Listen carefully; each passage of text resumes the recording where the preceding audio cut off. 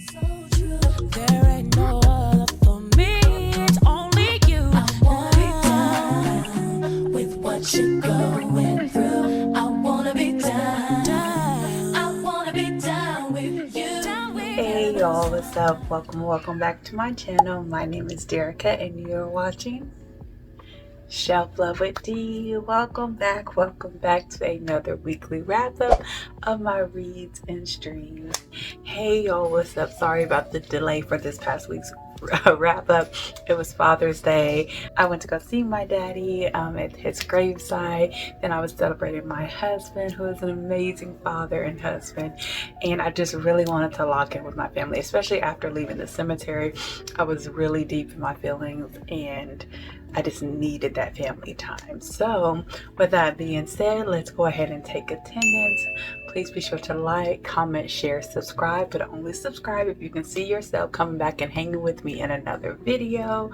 Otherwise, drop your favorite emoji, a green heart, sunflower, a book stack, anything, just letting me know that you were here with me today, rocking with me in yet another video. All right, so now that all that jazz is done, let's get into this wrap up, y'all. All right, so this past week I've been averaging 3 books, and that's what I read this past week. I had really good reads, or a really good read, and I think I had 2, if I am recalling correctly, that were okay. They were pretty decent, not terrible. Let's see what I want to talk about first. All right, so let's just go with the book that I finished most recently, which is Higher Love by Alexandra House. So this book was recommended by a booktuber. It's not someone I follow, but every so often I'll see a new face, a new brown face, and I'll click on the short and just see what they're talking about. And this person had recommended this book, and I have not read anything by Alexandria House. I know Lex Reads loves Alexandria House, and so I just kind of wanted to dip my toe in into her catalog and see what her writing style was, if I could get with it or not. And this was a novella, so I thought it would be perfect to start with diving into her catalog. Let's see here. So if you're not familiar with it, it says a popular travel blogger, Greer Kennedy, is living the good life with a successful career, equally as successful fiance, until one phone call from a friend opens her eyes to the truth of her relationship. Tall, handsome, successful in his own right, Derek Hill is dealing with some serious relationship problems as well. When their paths cross, they mutually but unofficially decide to share a night or 2 or 3 or 4. Be quiet. When their paths cross, they mutually but unofficially decide to share a night or 3 or 4 of anonymous pleasure. Will they end up experiencing much more than any of them bargained for? All right, so this was a cool little quick read. I cannot say just based off this book alone if I am sold on Alexandria House, if she is an author that I would be looking for. I would like to finish this series, because if I'm guessing correctly, each book, there's 3 books in the series, will be talking about the friends that they've discussed in book 1, or the sister, things like that. So I will be finishing out the series, and then possibly reading another book or 2 outside of the series by Alexandria House, just to give her a fair trial, and then decide from there if if she's an author for me or not. So it looks like, sit down. I know y'all haven't seen Eden poke her big head in here in a while. She's here. Let's see if she behaves. Okay, so it looks like Shaughnessy read this book 2 years ago. She rated it a 3.5 out of 5 stars, which I think that's a fair rating for this book. It says, this was a cute read, my first book by Alexandria House, mine as well, and won't be my last. It had a good balance between the spice and storyline, which I love. The miscommunication trope was heavy in this book and would have been a little more enjoyable if it wasn't such a big part of the story. A quick read that still had so much depth to it. Love the found family in the story and the deep love that the characters have for each other. So what I will say is this is a very fast-paced read, very insta-lovey-y. Everything in this book, the progression of the relationship, the progression of the feelings, the progression of statuses. Like, it moves very quickly in this book. So if that is something that you're okay with, as well as miscommunication trope, as well as two crazy exes that are causing the brunt of the drama in this book, then this is a book for you. It's a very fast-paced read. I can't say that I just enjoyed it. It was just an okay read, something to pass the time. I didn't hate it. Like, one of the commenters said, or one of the people who read the book rated it, and they said it wasn't the best and it wasn't the worst. So I have to agree with that. It's not anything that I will be thinking about for days to come. Actually, after I finished it, I was like, okay, on to the next. It wasn't anything that just stuck with me.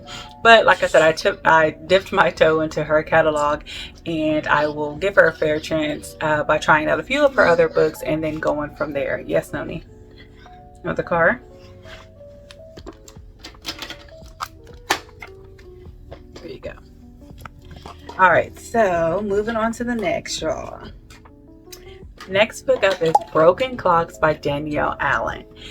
Now, Danielle Allen, she is an auto buy for me. She is another one that I would not hear any wrong, down talk, anything that is not positive about Danielle Allen. If you have something negative to say, find a way to say it in a positive way, because I won't hear. But Danielle Allen is an auto buy for me, one of my favorite authors, and I would definitely be diving into her full back catalog and want every book of hers on my shelf, and will be purchasing everything she comes out with in the future. I rated this book, for me personally, 5 stars. Enjoyed this book. Oh, it took me on an emotional roller coaster. Every emotion in this book I felt, whether it was anger, sadness, regret, frustration, defensiveness, I felt it. Danielle knows how to write emotion. She knows how to write romance. She knows how to write spice. And she just does it so well. Like, where you're not feeling sticky, icky, yucky at the end of the book. It's just like, okay, this couple is very passionate. This is the way they make love, or this is the way they get it in, or this is how they communicate, whatever. She does it very well. The banter between their friends and the dialogue, it just all flows so effortlessly. It just feels very realistic, and that is why I love Danielle's books. Like, she knows how to write a story where you are just engulfed in it. Like, you just cannot think of anything else. You don't want to put the book down. Every chance you get, you're going to try to pick it up. That's exactly what this book was. I did not expect the ending. Oh my gosh, I just did not expect to love this book as much as I did, especially being that it is one of her older books. I'm like, maybe she got better with time and her older stuff is not going to be that great.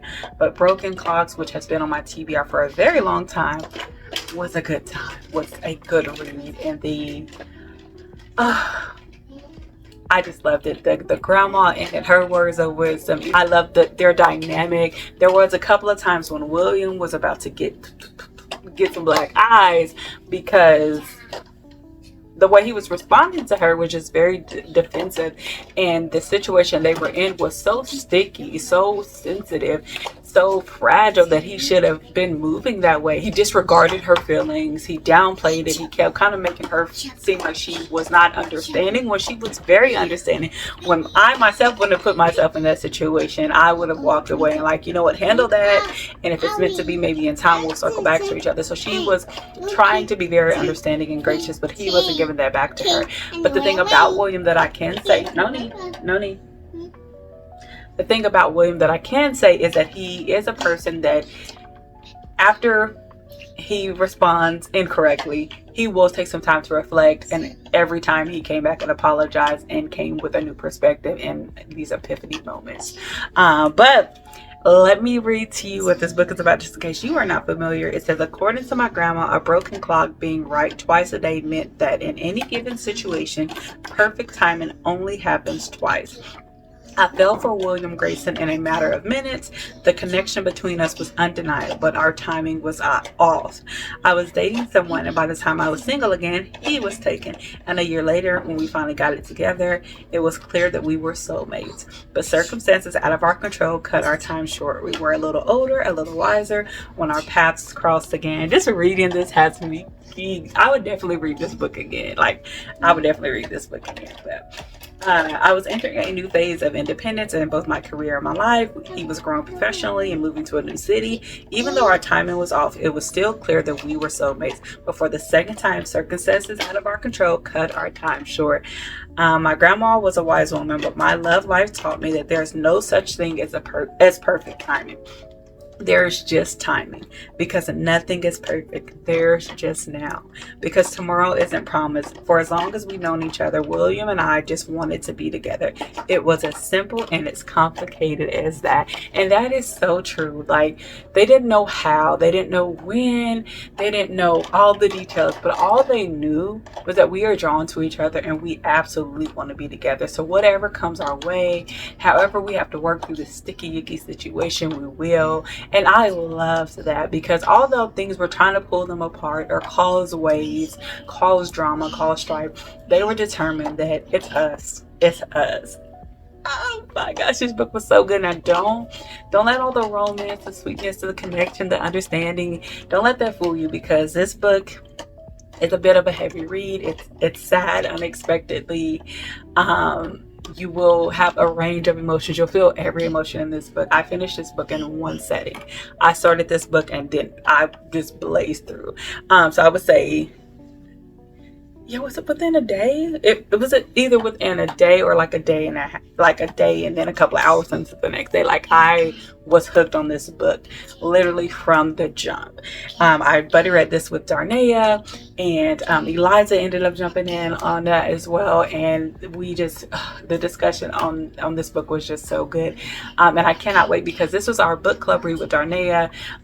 Her book club that we are in is called Connecting the Dots, and we will be having a live discussion over this book, so stay tuned to that. I'll post it on my community shorts when she posted on her community post. I will share it on mine. That way everyone is in the loop and you guys can join the live discussion on this book. But it was so good. Let's see here. Shaughnessy says she gave it a 4 out of 5. Love this book so much. Danielle Allen has some of the best banter. It feels so realistic. You can easily fall in love with the characters. Yes. Even though the 2 books I've read of hers are 2 pages or less, the stories feel like full books. And that was the crazy part. This book was only 200 and something pages, but it felt like if she can do this in 200 pages, why are people who write like 400, 500, 600 pages? It's like, are those extra pages needed? You just need to know how to work that pen. So in 200 something pages, this book felt like a full-blown 400 or 500 pages. Like, there was just so much depth in this story. Let's see. So she says the stories feel like full books with complete plot,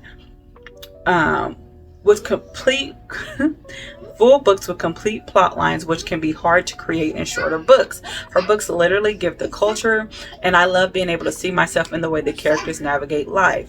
Would have loved for the story to be longer, not because it didn't wrap up perfectly, but because I was enjoying the book so much. I agree.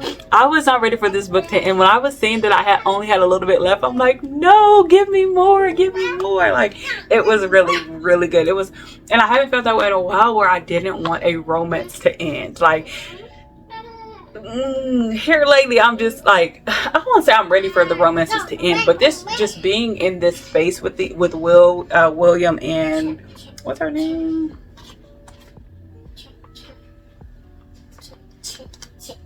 I don't know what her name is. It Leia, I think. But being in this space with them too, I just wanted to stay in there. I wanted to soak up their love. I wanted to sit there, just looking at them, admire each other. And talk about how much they love each other, and just watch them work through things and navigate every hardship. Like, I wanted to stay in this world much longer, so I agree with that. It says, where'd it go? This story felt so fast-paced and had so many things going on, but it was super easy to follow. Absolutely 100%. So excited for her new book this summer. Oh, okay. Yeah. Anyways, and then Bookmark by Leah, read this a couple of years ago. It says, not me thinking I was about to get into a cute, smutty black love story, and ended up in an emotional turmoil instead. Sometimes we pick up a book not knowing it might be everything that we needed at that time. Definitely some life lessons dropped in this one, and she rated it 4 stars. I absolutely agree. And like I said, Broken Clocks is a book club read that I buddy read with Darnayas and Eliza. I'm going to insert some of their reactions from the book as we were reading it or as we finished up, just so I can really sell this to y'all that you should read Broken Clocks.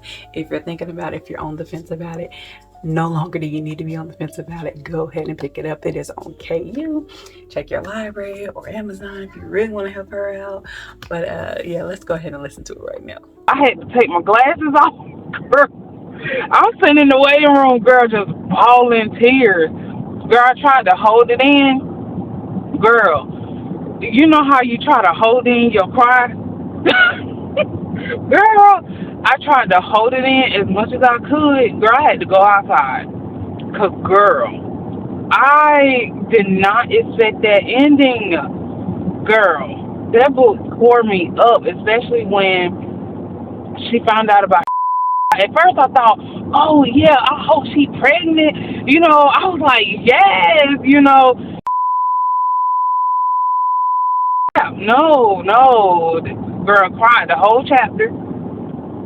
And then I love the banter, like the communication. I love how, like, although I felt like they had good communication, but I love how we saw, like that character development with, like, her developing their characters from, like, openly communicating and then to, like, effectively communicating. Him being receptive to, like, what it is that she needs, and just in that little bit of time, him understanding, like, okay, I heard her before, but I don't think I really heard her how she was trying to express her feelings to me, and now I get what she's saying. Like, oh my gosh, like. Sis, why am I over here shaking? I just finished the book. I was just telling Kiana, I was like, this book, like, I was still in awe, like, still in shock, because for it to only be 207 pages, and for it to be one of Danielle's earlier works from 8 years ago in 2018, that is amazing. Like, that's crazy. Like, if I would have read it then, it would have been 5 stars. I have to give it 5 stars. It's my third favorite book of the year. Danielle gave you a full, complete story. It gave you something you weren't expecting. It wasn't your usual, oh, sweet go lucky. She gave you signature Danielle Allen. Yeah, so as y'all can see, I'm not the only one. Go check out Goodreads. Go to Google and check out the reviews.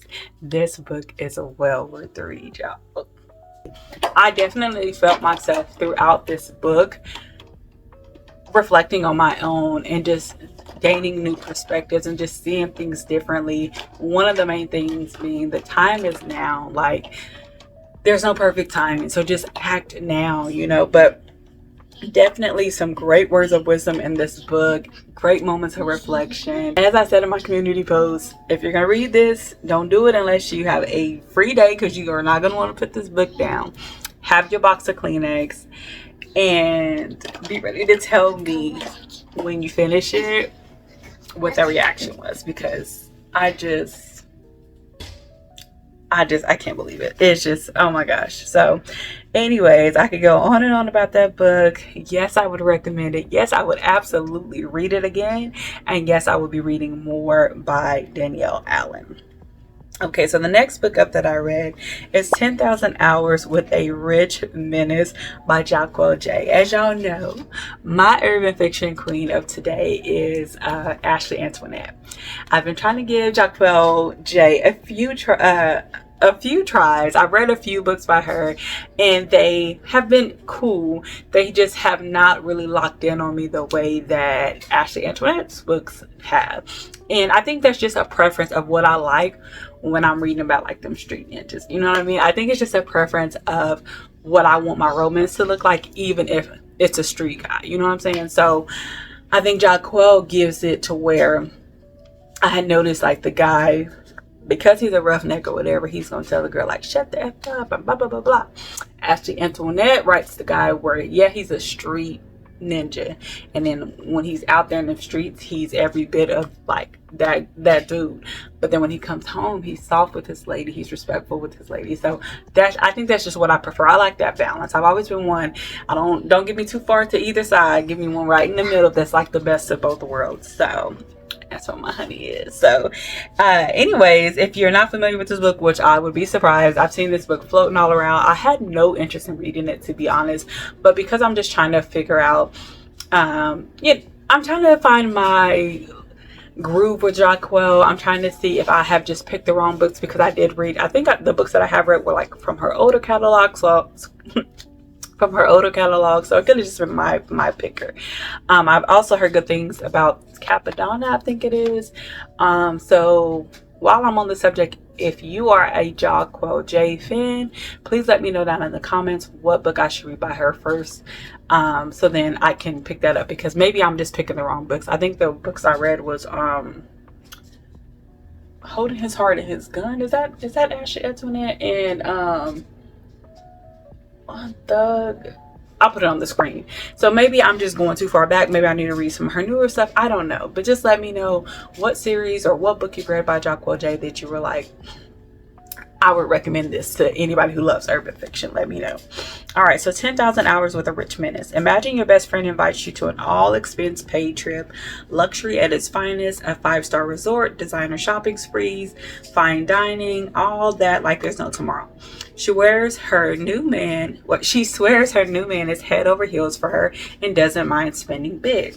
While she's out on a date, you decide to unwind in a bubble bath.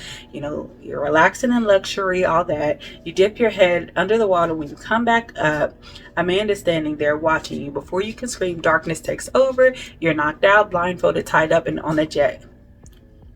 Your paradise suddenly replaced with the cold reality of Staten Island, New York. That's when you learn the truth. Your best friend stole a lot of money from a very powerful man, a man with ties to an even more powerful family. And to save herself, she didn't run. She offered you up instead. The blindfold is yanked away, but at first all you see is darkness. Then as your vision adjusts, you lock your eyes with him. A tall, brown-skinned man, his body inked with tattoos. One look, one breath, and you realize that you handed over to Menace Caselli, not as a prisoner, but as his wife. All right, y'all, so this one I will say was better than the books I read, which is why I stand on maybe I'm just choosing the wrong books. Maybe I don't like her older stuff and her newer stuff is more of where I'm at. And don't get me wrong, Menace got a few screws loose, but I like it. Menace has definitely become like he's gone up in the category of my favorite fictional male characters. I love the way that he is all about his girl. You're not gonna play with her, you're not gonna disrespect her. He is so crazy that despite the fact that he kidnapped this girl, he's like, that's wifey right there, and he immediately started acting like she was wifey. I'm like, not giving her any time to ease into it, to wrap her head around this decision that she's being forced to make. You're just like, no, like he was really acting like they have been engaged for a year and some change. They know each other and they're in love. Like he instantly jumped into the role of fiance / husband. I don't think as of now I rated it. I'm not exactly sure what I would rate this book. I'm just not showing a star rating, so maybe I just won't give it. I don't regret reading it. I'm actually glad that I like to read. I'm actually glad that I decided to pick it up and read it. I don't get what the title is about. I mean, I know his name is Menace, but I don't get like the 10,000 hours. I don't know. But I liked Menace and that is he autistic? And then, you know, the female main character, she's a little quirky. So they both have their ways and they find their way to each other. I did think it was a little crazy how, you know, falling in love with the person who kidnapped you, but it's fiction, and you know, we can do silly things like that in fiction. But Menace was so funny without trying to be, and those random questions that he would ask, like where he's keeping everybody like, oh, they chose to scare, like, did you just say was you just looking at my wife? They like, nobody said anything. He just says, like, he has this, I don't know, habit of just kind of asking people these random things just to kind of get them scared or ruffled up. But I think there's another book in the series, so I will be reading that as well. And let's see if anybody we know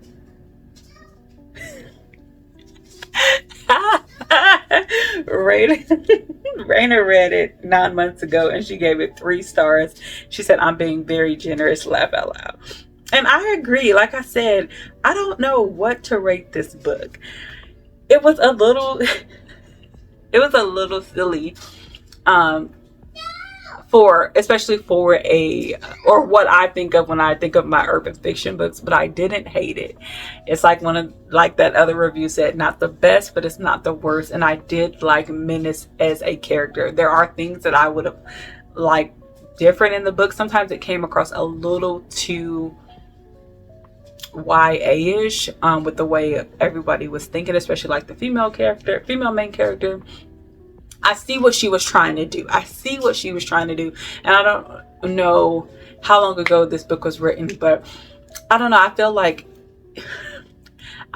if this book was rewritten after sitting down listening to some of the reviews, it could have been done even better, because I like where she was going with it. You don't see many urban fiction books where the male main character has any type of special need, or autistic, or OCD, or anything like that. So I do like that, but I found myself rolling my eyes a little more than I would have liked to in my books. But I will say I enjoyed this book better than the other two books that I read by Jacquel J. So I'll leave it at that. Let me know down in the comments if you have read 10,000 Hours with a Rich Menace, and let me know what your thoughts are. I think it's so funny that you either love or hate this book. The overall star rating is 4.6. There's somebody who, the first one you see, it's 2 stars, and then 5 stars, and rating is 3 stars, and then 5 stars, and then 2 stars. They said they DNF'd it. So I think you are either a fan of Jacquel J or you're not. And I may fall into that category of not, but I'm not willing to give up on her just yet. I'm curious about the Capadonna series, and there's another one that somebody told me about. So I want to read those before I tap out. Maybe those will change my mind. And if not, there's always Ashley Antoinette, and her catalog is long, honey. And I love her writing style. She's another one I don't want to hear nothing smart about. No lip about her. If she's not for you, there's always Jacquel J. Okay, I know that sounds like a diss, but I really don't mean it in a bad way. I'm just saying there's somebody for everybody. So don't get mad at me if I don't really just love Jacquel J, because you do. And because of you, her books are steady getting read, And I love Ashley Antoinette, and because of me, her books are going to get read. Me and everybody else. So there's somebody for everybody in the bookish space and outside the bookish space. So that is my reading wrap up for this past week. As far as streams, we watched Primal Fear, which, y'all, that is in my top favorite movies. I watched that movie so many times. Every time I sit down to watch it, it's like watching it for the first time again. So we watched Primal Fear. Y'all, then we went to the movies and saw Backrooms. Now, I am a scary person. My husband loves horror movies, and every so often he can talk me into watching one. Well, this one, we there was a little miscommunication. He was like, do you want to see scary movies? I thought he was talking about Marlon Wayne and Shawn Wayne's, scary movies. So I was like, sure, we can watch it, because that's not really my thing, but I know he loves those, and I would watch it with him. So we get there, we get our ticket, and he's like, no, I was asking, do you want to watch a scary movie this weekend? It's called Backrooms. I'm like, what's Backrooms? So he's like, it's supposed to be real scary, baby, blah, blah, blah. Give me my money back. Give me my time back, y'all. I fell asleep in that movie about 3 or 4 times. 3 or 4 times. And when you see what you call it an entity is that is killing these folks, scaring these folks, terrorizing these folks, you're like, what in the clay doll? Like, it was comical more than anything. But it was a waste of time, waste of production, waste of money, waste of all of that. But what is even crazier is if you check the reviews on this, I think it's like 90% on Rotten Tomatoes, like 8.5, 9 out of 10. Like, people in the comments were like, oh my gosh, this was the scariest movie I've seen in a long time. I had to ride home in silence. And I'm a scary person. I am a scary person. If I watch a scary movie, I'm having my husband go to the bathroom with me at night. If I gotta pause it during the movie, I'm like, come with me. I'm scared for days. I'm having nightmares about it. That's why I don't like to watch scary movies. This was not scary, so I don't know what I'm missing. And I know Backroom is a whole thing. It started out as like, it's a YouTube short. My husband and my son were telling me about it, and it's a game, and it's this whole psychological thing. And I love psychological thrillers, but this ain't it. I hate when movies try to be so deep, so everything is just symbolic, and then they show you a bunch of symbols, a bunch of things like you see a chair, but it's not really a chair. That chair is her mom in furniture form. And then the screen goes black and credits roll, and they like, oh, that's deep. No, it was a waste of time. A waste of time. So that was it, y'all. And then per usual, y'all know I watch Judge Judy on the daily and my classics and things like that. But overall, that's all we watched this past week. Thanks to Favorite Reader. I want to shout out Favorite Reader. She was showing on YouTube how she was putting her kids on all like the old cartoons. So I have started to do that with my family as well, more consistently. There's something I do anyway, just every blue moon, but we've started doing it. I don't know if y'all remember, like one Saturday morning, when you wake up on early Saturday morning, it just rotates like different cartoons. I loved one Saturday morning, so I started to do that with the kids during over the summer during the week. We wake up early. We still got crust in our eyes. We go in there and I play like an episode of Little Bear, Rugrats, Rocket Power, Recess. What else do we watch? Hey Arnold, Angry Beaver. So just letting them see things I used to watch, and they like it. They like to watch things that I grew up watching. They get excited to see the things that I used to watch. So I love that, and it's another way of coming together and bonding. So that's it, y'all. I hope that each of you enjoyed your Sunday, whether you have a husband, a boyfriend, a fiance, a daddy who is present, or a daddy who has passed away. Or if you are single and you are doing it all by yourself, I hope you enjoyed the Father's Day. I hope you know that you are appreciated. I just want to say, no matter your circumstance, good job for not giving up, for still being here and pushing through.